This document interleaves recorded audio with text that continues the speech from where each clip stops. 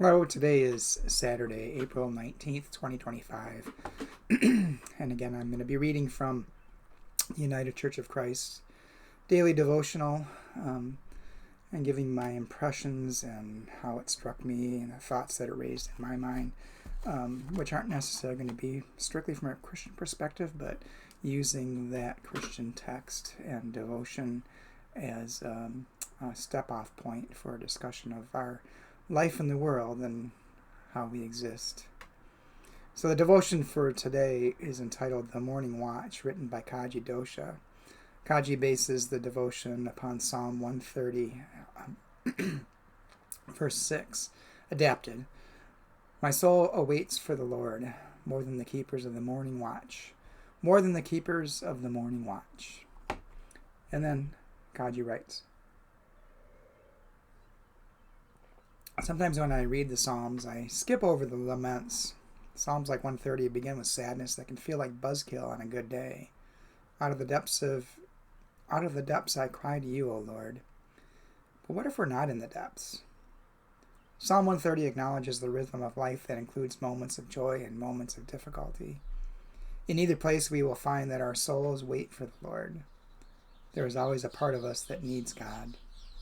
On a sleepless night, in moments of loneliness, in the swirl of complicated emotions on a birthday, in any of these places, we need God close. That closer walk is just what we have prayed for through and beyond Lent. Our discipline of prayer comes directly out of this waiting on God, this sense of anticipation that as we divert our attention from our usual routines to a deeper time of prayer, God will be there. Of course, we might be in the depths. And if we are not today, someday we will be. The prayerful practice of engagement with God, no matter the circumstances or feeling of the day, will always, always be worth exercising. It can be as simple as remembering to say thank you to God when something goes well. Maybe our souls are in the holding pattern of endless night, waiting, waiting, waiting for the dawn of a new day, the arrival of a resurrection. Psalm 130 reminds us that life will always include night and day. But as Psalm 139 reminds us, too, night is not night to God, who is always awake with a response to our most fervent prayers. And then Kaji's prayer. When shadows spend the night, Holy God, please bring us the joy that morning promises. Well, some thoughts I had when I was reading this was, I'm assuming everyone has been in a place where things seem desperate and hopeless, and perhaps there's a lot of people feeling that way in the U.S. right at the moment, and certainly in places like Gaza and in the Ukraine.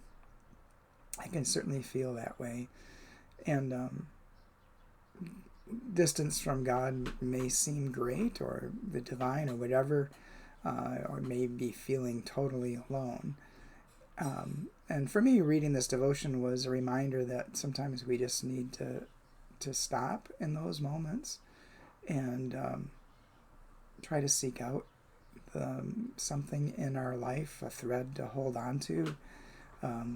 Look for the things that are positive in the world, because it can be just so easy just to get caught up in the trauma that's going all around us. And miss out on the things that are actually happening. Be it so simple as just walking down the street and quieting your mind and just listening for what you might hear or see, hearing the birds singing, trying to identify each of the birds that you might be hearing, watching a squirrel or a couple of squirrels play and chase each other, a bunny that comes out of the bushes to check you out as you walk past. All those little things of being mindful of your presence in the world. And in a way, if this is something that you believe in, this is a way of drawing, I think, closer to God and seeing God's presence in your life around you. So take those moments. And I know it can be hard sometimes when you're just feeling desolate and alone. And sometimes you may even need someone to help you just be present with you in your desperation And that presence alone is enough to sustain you. It gives you the thread that you can hold on to get through that moment, through that day. And don't be afraid to ask for help for that presence. In a way, that is a way of praying, is asking for help, and looking for the help that may be around you. Anyway, those are my thoughts for the day. Hope it gives you something to think about during this day and during this tumultuous time, and gives you a thread to hold on to.